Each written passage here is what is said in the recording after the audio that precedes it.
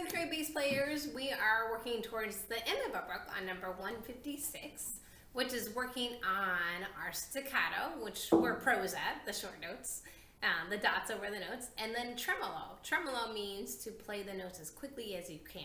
So remember, you want to have a really loose bow hole, and tremolo is indicated in the music with 3 little lines, either above the note or through the stem of the note. So here we go. Let's try number 156, and we're going to add the recording to it to make it more fun.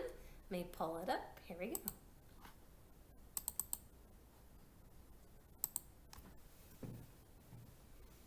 Mellow tremolo.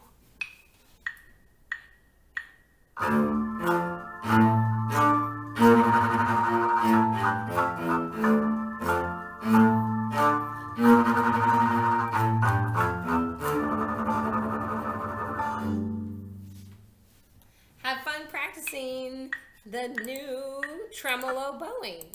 Bye, bass players.